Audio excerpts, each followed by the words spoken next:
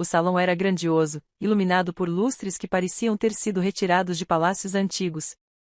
A cada passo que eu dava sobre o mármore polido, era como se o eco dos meus próprios sapatos me lembrasse de onde eu viera.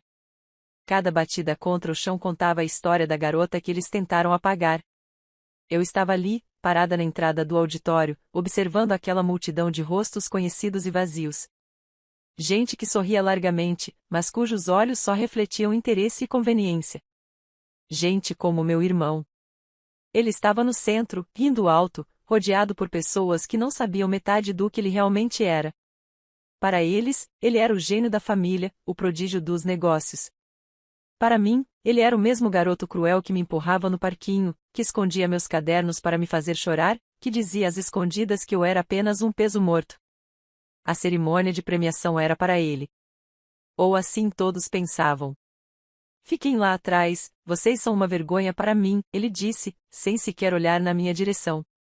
A voz dele soou como uma navalha afiada, atravessando qualquer esforço que eu tivesse feito para não me importar. Eu vi minha mãe baixar a cabeça, constrangida. Vi meu pai ajustar a gravata, desconfortável. Mas nenhum dos dois teve coragem de dizer uma única palavra. Nenhum dos dois jamais teve.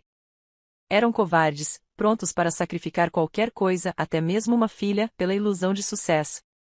Eu respirei fundo, sentindo o gosto amargo da humilhação subir pela garganta, mas não cedi. Já fazia muito tempo que eu havia aprendido a transformar vergonha em gasolina. E naquela noite, eu estava prestes a explodir. O apresentador chamou o nome do meu irmão com entusiasmo desproporcional. A plateia aplaudiu de pé, como se ele fosse um herói nacional. Eu permaneci imóvel, as mãos fechadas em punhos ao lado do corpo. Ele subiu ao palco com a confiança de quem acredita que o mundo pertence a ele. Recebeu a estatueta dourada, fez uma reverência exagerada, arrancando risos fingidos da plateia. E então, como se não bastasse, pegou o microfone e continuou o espetáculo de arrogância. Esta vitória não é apenas minha, ele disse, com a voz carregada de falsa humildade. É de todos que acreditaram em mim e que souberam se afastar para não atrapalhar. A risada dele ecoou pelo salão. Parte da plateia acompanhou, cúmplice. Meu estômago revirou, mas eu continuei firme. Foi então que as portas laterais do salão se abriram. Uma mulher elegante entrou, caminhando com a autoridade de quem sabia exatamente o que estava prestes a fazer. Ela carregava um crachá dourado pendurado no pescoço, e ao lado dela, um segurança corpulento carregava uma maleta de documentos. Era a CEO da empresa. Meu irmão, ao vê-la, congelou. O sorriso desapareceu como fumaça soprada ao vento. Pela primeira vez em muito tempo, vi algo parecido com medo nos olhos dele. A CEO subiu ao palco, sem sorrir. Tomou o microfone das mãos dele de maneira sutil, mas firme. Senhoras e senhores, ela começou, a voz clara e intransigente, esta noite marca uma nova era para nossa companhia. Todos prestaram atenção, como cães aguardando um comando. Ela fez uma pausa. Olhou diretamente para mim. Conheçam a nova dona da empresa, disse, com um gesto em minha direção. O silêncio caiu sobre o salão como um cobertor pesado. Eu caminhei lentamente até o palco. Cada passo que dei foi como arrancar uma máscara de hipocrisia daqueles rostos chocados. Podia sentir o olhar incrédulo de cada pessoa grudado em mim. Principalmente o dele. Meu irmão parecia ter encolhido. Toda a arrogância que o inflava se esvaziou em segundos, como um balão furado. Vi os olhos dele tremerem, buscando uma explicação, uma maneira de entender como a vergonha da família agora estava no topo. Cheguei ao palco, estendi a mão para a CEO, que a apertou com um sorriso respeitoso. E então, finalmente, peguei o microfone. Olhei para a plateia como quem observa destroços de um naufrágio. As mesmas pessoas que me ignoraram, que me menosprezaram, que riram nas minhas costas, agora estavam mudas. Boa noite, comecei, minha voz soando firme apesar da tempestade que rugia dentro de mim. Durante anos, disseram que eu não era capaz. Que eu deveria aceitar meu lugar nas sombras. Que eu era um peso morto. Fiz uma pausa, permitindo que cada palavra se assentasse como concreto fresco. Hoje, estou aqui para lembrar a todos vocês que quem subestima uma pessoa só prova a própria ignorância. E quem pisa em alguém no caminho para o sucesso esquece que a vida é uma roda gigante. Vi minha mãe chorar baixinho no fundo da sala. Vi meu pai se contorcer em sua cadeira. Mas não senti pena. Aquela dor era um eco distante diante do que haviam me feito passar. Meu olhar encontrou o de meu irmão. Você me chamou de vergonha, disse, sem desviar. Agora, espero que tenha se acostumado com a vista daqui de baixo. O silêncio persistiu. Mas não era um silêncio qualquer. Era o tipo de silêncio que precede mudanças irreversíveis. O tipo de silêncio que ecoa nas paredes da memória muito depois que as palavras se calam. Entreguei o microfone à assistente da CEO e me virei, caminhando para fora do palco com a cabeça erguida. A noite estava apenas começando. Eu não havia chegado até ali apenas para humilhá-los publicamente. Não. Aquela era apenas a primeira página de um novo capítulo que eu escreveria com cada gota de sangue, suor e lágrimas que eles haviam me forçado a derramar. Eu estava pronta. Finalmente, era minha vez. E desta vez, eles iriam se lembrar de mim. Para sempre. Quando as luzes do palco se apagaram atrás de mim, e as portas pesadas do auditório se fecharam, o barulho abafado da multidão lá dentro ainda ressoava em meus ouvidos. Mas ali fora, no corredor largo e frio que levava aos bastidores da cerimônia, tudo era silêncio. O tipo de silêncio que pesa nos ombros. Que grita mais do que palavras. O tipo de silêncio que só existe depois de um terremoto. Eu encostei na parede de pedra esculpida e deixei o ar sair dos meus pulmões como se estivesse expirando anos de angústia. Era para ser um momento de vitória. Mas dentro de mim, não havia alívio, havia guerra. As lembranças dos anos apagados, das palavras cortantes, dos olhares de desprezo, das traições, todas gritando ao mesmo tempo. Por um instante, pensei em chorar. Não de tristeza. Mas de exaustão. Só que eu não chorei. Não podia. Não ali. Não ainda. Você foi brilhante lá dentro, disse a CEO, surgindo ao meu lado. Mas não pense que acabou. Eu apenas assenti. Eu sabia que não tinha acabado. O mais difícil, na verdade, só estava começando. Naquela noite, voltei para casa sozinha. Dirigi sem música, com os vidros fechados, observando os reflexos da cidade tremulando no para-brisa. A cidade onde fui tratada como um erro. A mesma cidade onde agora, ironicamente, meu nome estava registrado como proprietária da empresa que meu irmão jurava ser o herdeiro natural. A casa estava escura quando cheguei. A mansão que eu havia comprado em segredo, anos atrás, como refúgio para mim mesma, ainda não tinha cheiro de lar. Era grande demais, fria demais, silenciosa demais. Mas pelo menos, ali, eu era dona de cada parede. Tirei os sapatos na entrada e caminhei descalça até a sala. Sentei no sofá e deixei o vestido elegante descer pelos ombros, libertando minha pele da armadura social. Peguei um vinho, não para brindar, mas para me lembrar de que ainda estava viva. E então meu celular vibrou. 48 chamadas perdidas. 19 mensagens não lidas. Tudo da mesma pessoa, meu irmão. Abri a primeira mensagem. O que você fez? Depois outra. Como conseguiu isso? E outra. Responde, sua louca. Ri em silêncio. Era curioso como os poderosos perdiam toda a polidez quando a balança virava. E ela havia virado. Mas ele ainda não entendia o quanto. Bloqueei o número sem pensar duas vezes. Eu não devia mais nada a ele. Nem respostas. Nem explicações. Nem perdão. 2 dias depois, sentei na cadeira de couro da nova sala de presidência. O sol atravessava as janelas panorâmicas e inundava o chão com uma luz dourada. À minha frente, uma equipe de 20 pessoas esperava em silêncio minha primeira palavra como nova dona da empresa. Alguns me observavam com expectativa. Outros com medo. Mas a maioria com desprezo mascarado. Eu reconhecia todos aqueles olhares. Eu os tinha visto durante anos. Na escola, quando as pessoas cochichavam que eu era a filha desajustada. Em casa, quando minha mãe suspirava alto toda vez que eu dizia que queria seguir outro caminho. No olhar do meu pai, quando eu tirei 10 em artes, mas ele só perguntava se eu havia reprovado em matemática. E, claro, no olhar do meu irmão, sempre cheio de superioridade. Agora, todos aqueles olhares estavam diante de mim novamente, mas com um detalhe diferente: eu estava na frente. No topo. No comando. Antes de começarmos, quero deixar uma coisa clara, disse, com a voz firme. Esta empresa pertence a mim agora. Não por sorte. Não por caridade. Mas por mérito. E se alguém achar que não pode respeitar isso, a porta continua no mesmo lugar de sempre. Um silêncio desconfortável se instalou na sala. Uma ou duas pessoas engoliram seco. Uma terceira desviou o olhar.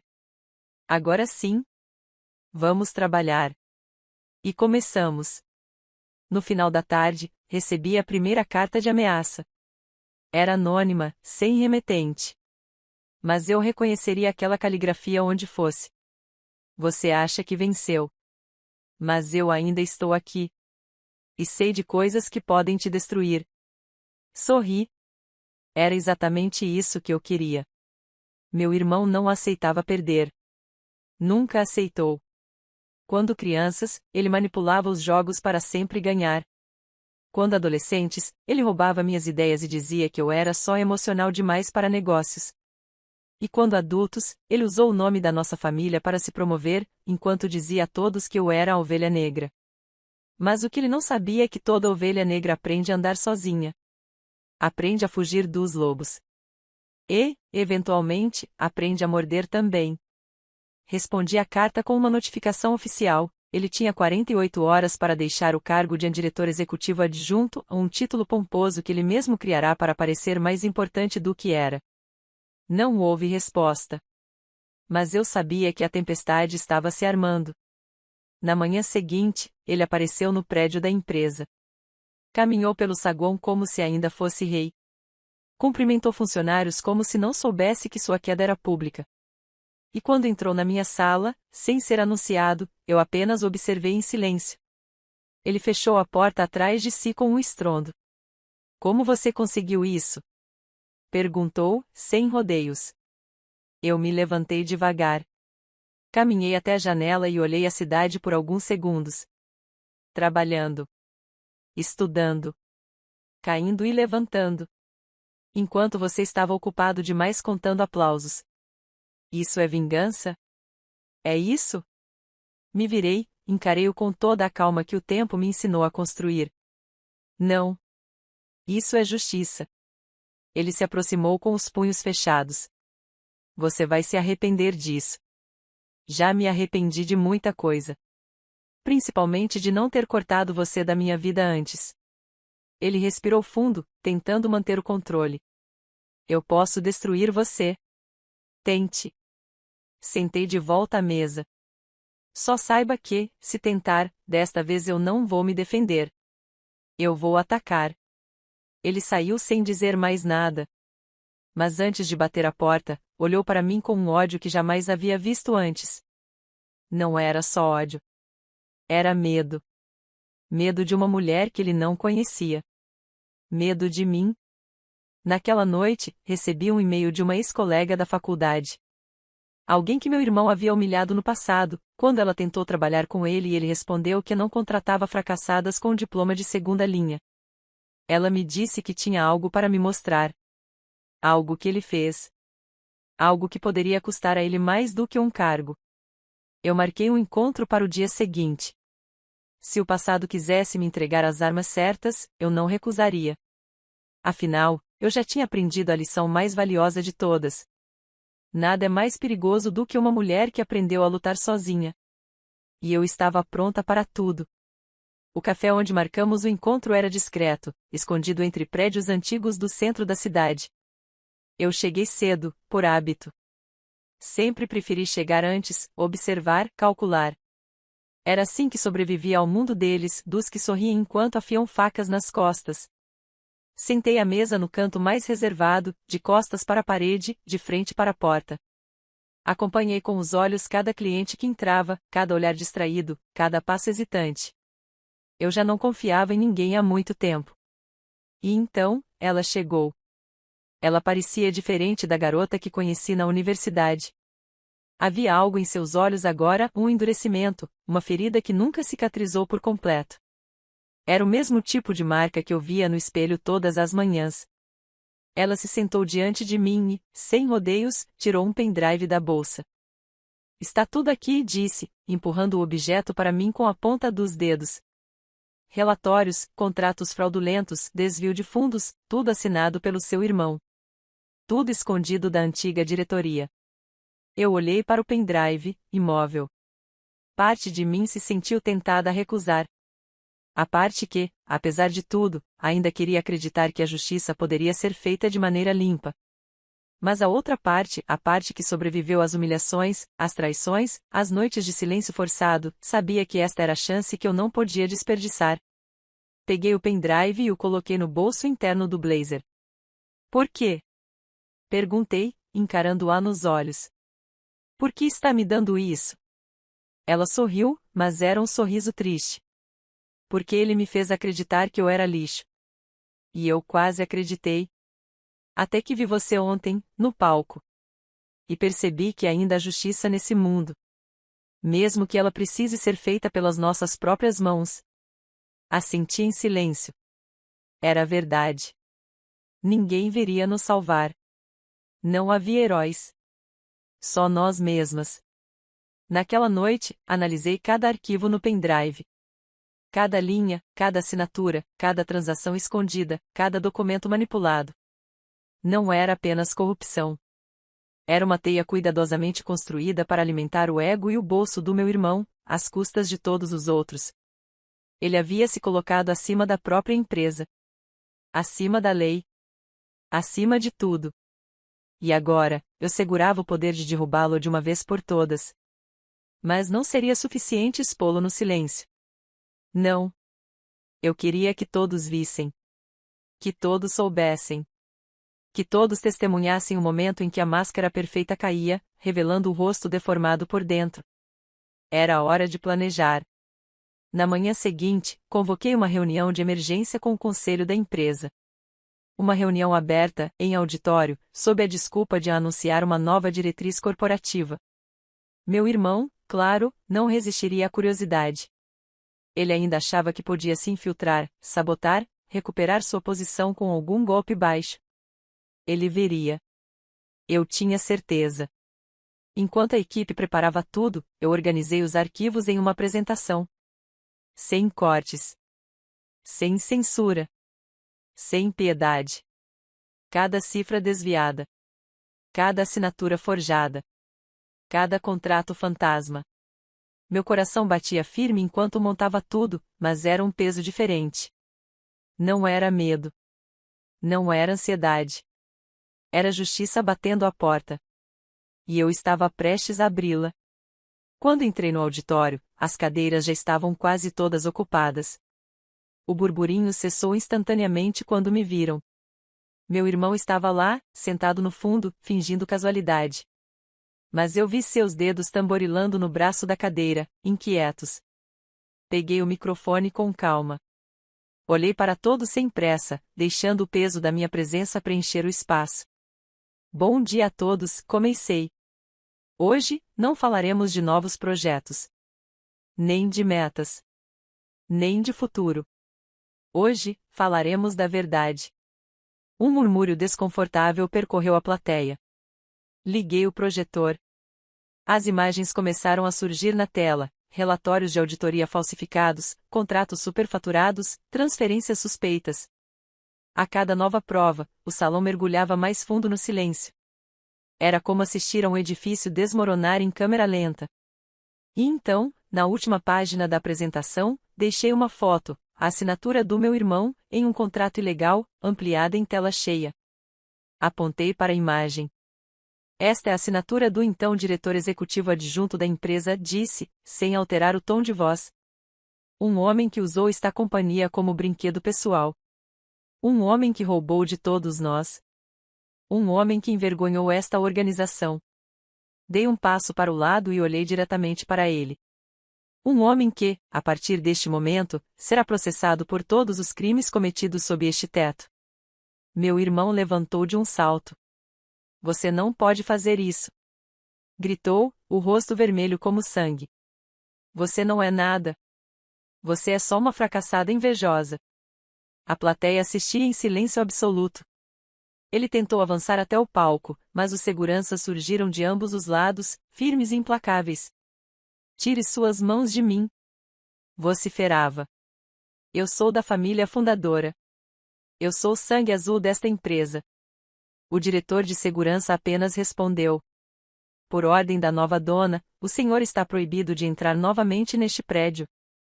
Meu irmão foi arrastado para fora do auditório, gritando insultos que mal eram inteligíveis.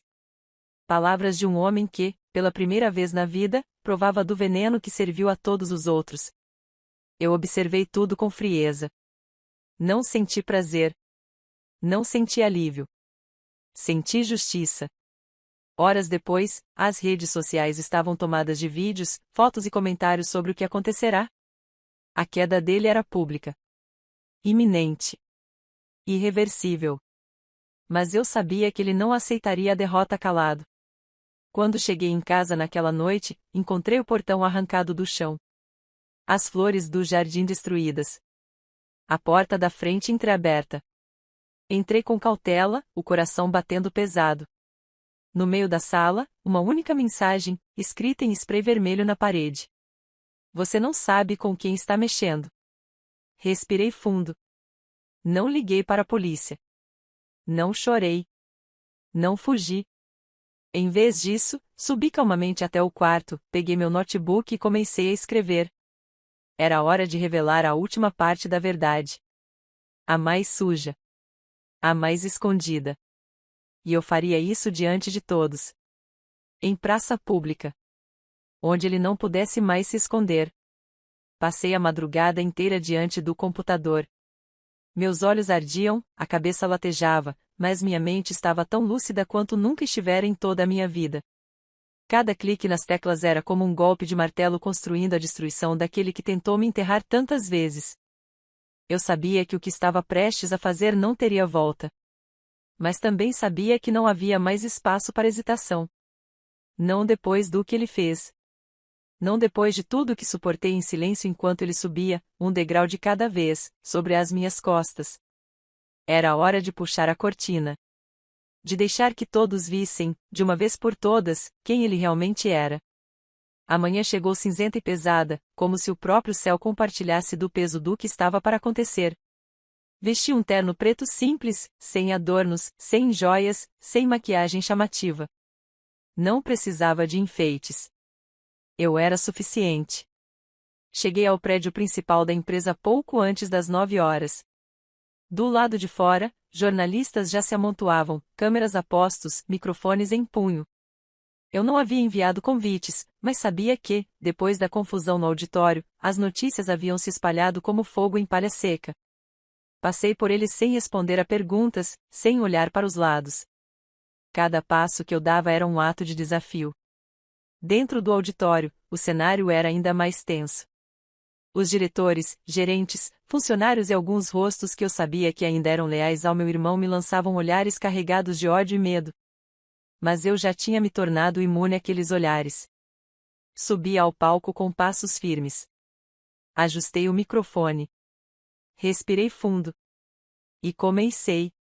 Durante anos, esta empresa foi usada como ferramenta pessoal por um homem que desprezou tudo o que deveria honrar. Durante anos, fomos enganados. Manipulados. Traídos. Projetei no telão as imagens que passará a noite preparando, extratos bancários secretos, comunicações comprometedoras, provas irrefutáveis de extorsão, subornos e sabotagens internas. A cada nova revelação, a sala parecia murchar, como uma flor que se desfaz ao toque. E então, por fim, soltei a bomba. Mostrei um vídeo. Era de uma reunião privada, uma gravação feita por um ex-funcionário que, após ser ameaçado, decidiu se proteger gravando todas as conversas. Nele, meu irmão gargalhava enquanto planejava desviar fundos da campanha de caridade da empresa para contas particulares. Ria ao dizer que os idiotas dos doadores mereciam ser enganados.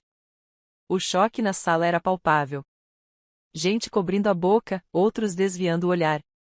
Alguns se levantaram e saíram, incapazes de encarar a podridão. Eu, porém, permaneci firme. Este é o verdadeiro rosto daquele que vocês chamavam de herói, declarei. Este é o homem que dizia carregar o legado da nossa família. Este é o homem que agora enfrenta processos judiciais criminais e civis. E que, a partir de hoje, está formalmente expulso de qualquer relação com esta companhia. Assinei os documentos ali mesmo, diante de todos, com uma caneta preta que parecia pesar 1 tonelada em minha mão. Um ato simbólico, definitivo. Uma libertação. A coletiva de imprensa aconteceu logo em seguida, no saguão do prédio. Eu estava diante de dezenas de câmeras e microfones, sob luzes fortes, cercada por perguntas lançadas como flechas de fogo. Você sabia disso desde o começo? O que levou você a agir só agora? Como se sente expondo seu próprio irmão? Eu não recuei diante de nenhuma pergunta. Eu não expus meu irmão, disse, encarando as câmeras com toda a verdade que carregava no peito. Eu expus a verdade. Quem escolheu viver na mentira foi ele. O estopim estava lançado. E eu sabia que dali em diante, ele tentaria retaliar de todas as formas. Mas eu também sabia que agora ele estava acuado. Ferido. Sem aliados.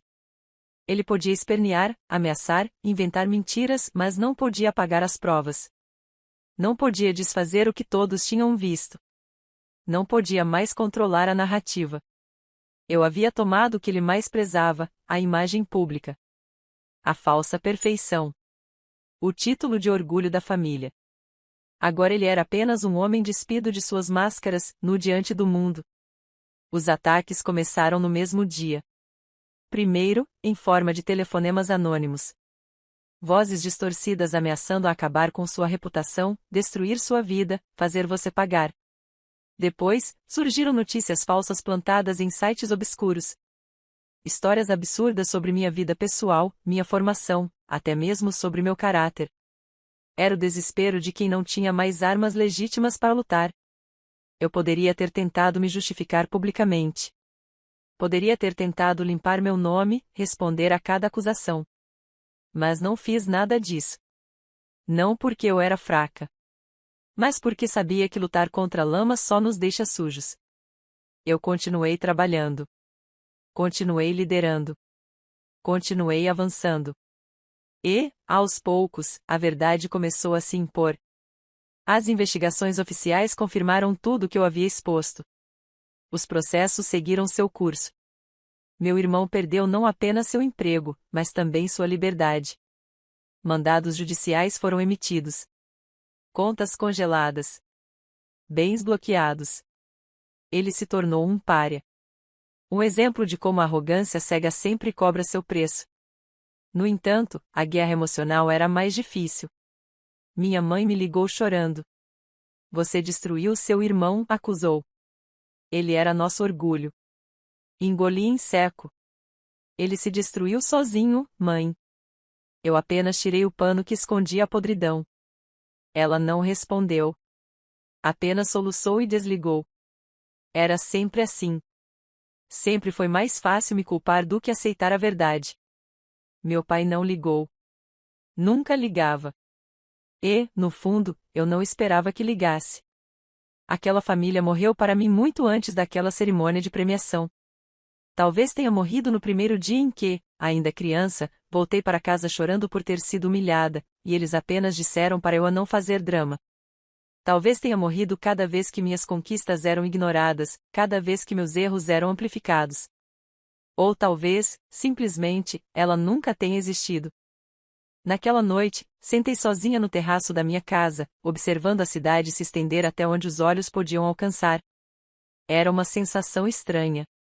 Eu havia vencido. Havia enfrentado o impossível e saído vitoriosa. Mas dentro de mim, o que mais ecoava era o vazio. O vazio deixado pelas guerras que precisei travar sozinha. O vazio de quem não teve comemorações sinceras, abraços verdadeiros, celebrações honestas. O vazio de quem precisou se tornar sua própria família. Mas, enquanto as luzes da cidade piscavam ao longe, percebi algo. O vazio, naquela noite, não era solidão. Era liberdade. Pela primeira vez na vida, eu não devia nada a ninguém. Não precisava provar meu valor. Não precisava pedir desculpas por existir. Eu era livre. E nada, nem ninguém, jamais poderia tirar isso de mim. Meses se passaram desde a última vez que vi meu irmão. A queda dele foi tão vertiginosa quanto sua ascensão tinha sido arrogante. Depois da exposição pública, dos processos, das manchetes e do silêncio constrangedor dos antigos bajuladores, ele desapareceu. Literalmente. Não houve carta, não houve telefonema, não houve explicação. Pessoas como ele não suportam ver o próprio reflexo quando não há mais espelhos distorcidos. E, sinceramente, eu não sentia falta alguma. Pelo contrário. A ausência dele era um alívio físico. Como se, finalmente, um tumor tivesse sido removido do corpo da minha história. A empresa floresceu. Limpa das influências tóxicas, dos esquemas obscuros, das vaidades disfarçadas de liderança, ela voltou a respirar. Os funcionários começaram a sorrir pelos corredores, a produtividade disparou, e, mais do que isso, a cultura mudou. Pela primeira vez, talento foi reconhecido de verdade. Pela primeira vez, gente como eu, silenciada, ignorada, marginalizada, teve espaço para falar e ser ouvida. Contratei jovens de comunidades marginalizadas. Mulheres que haviam sido descartadas por não se encaixarem no perfil da liderança. Profissionais seniores que haviam sido trocados por rostos bonitos e vazios. E dei voz a todos que, como eu, sabiam o que era ser um arresto no olhar de alguém poderoso. Meu nome agora estava em cada andar daquele prédio. Mas não em placas douradas ou tapetes bordados. Estava no respeito. E isso, para mim, era tudo.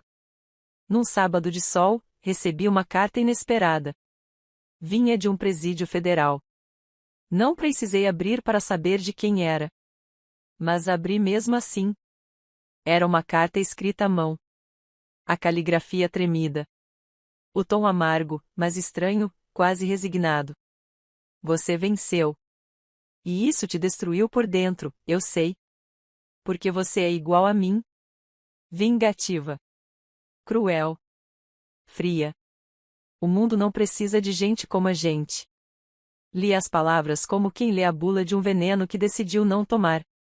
Mas tudo bem. Você ganhou o jogo. Só espero que, um dia, olhe para trás e perceba que perdeu mais do que eu. Terminei de ler sem sentir raiva. Sem ódio. Sem dor. Apenas uma certeza. Ele estava errado. Eu não havia perdido nada. Pelo contrário. Pela primeira vez, eu tinha tudo. Na semana seguinte, fui convidada para uma nova cerimônia de premiação. Desta vez, não como substituta de ninguém, nem como coadjuvante do sucesso alheio. Fui convidada como homenageada principal. O título? Mulher do Ano no setor corporativo. Entrei no salão com um vestido vermelho profundo, sapatos discretos, cabelo solto. Eu era a mesma mulher de antes, mas algo em mim havia mudado, algo que só quem já atravessou o inferno com os próprios pés pode entender. Vi rostos conhecidos. Alguns desviaram o olhar. Outros forçaram sorrisos. Alguns se aproximaram com discursos ensaiados de orgulho e admiração, como se esperassem que eu apagasse tudo o que fizeram ou deixaram de fazer. Mas eu não carregava mais ódio. Eu apenas lembrava. E isso bastava. Durante o discurso de agradecimento, subi ao palco com a mesma serenidade de quem já não precisava provar nada. Quando eu era criança, me disseram que eu falava demais. Quando adolescente, disseram que eu sonhava alto demais. Quando adulta, disseram que eu não tinha perfil. Que não era forte o suficiente. Que devia aprender a aceitar meu lugar. Parei por um segundo. O silêncio da sala me envolveu como uma promessa. Mas eu não aceitei. Porque o meu lugar nunca foi onde os outros queriam me enfiar. O meu lugar sempre foi o que eu mesma construí com as pedras que me atiraram. Aplausos ecoaram pelo salão. Mas eu nem precisava deles. Aquela fala não era para eles. Era para mim. Ao sair da cerimônia, vi uma mulher sentada na calçada, chorando discretamente. Ela parecia familiar. Me aproximei, sem pressa. Era assistente do meu irmão. Aquela que passava horas defendendo as atrocidades dele com frases como é o jeito dele ou ele só quer o melhor para todos.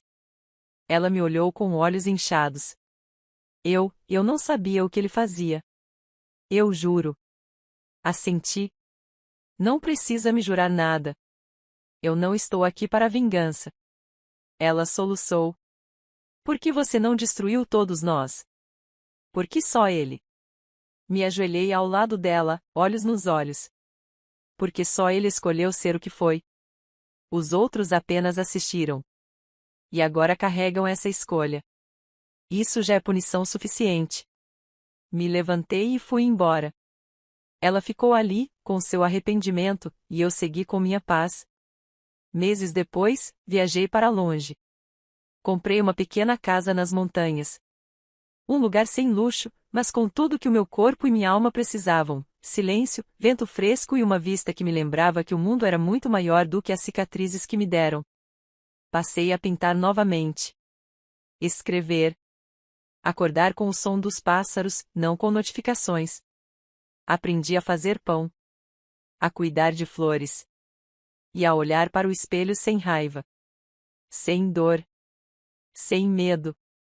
Hoje, quando me perguntam qual é a melhor parte de tudo que conquistei, minha resposta é simples. A liberdade de não precisar mais me explicar. Eles tentaram apagar meu nome.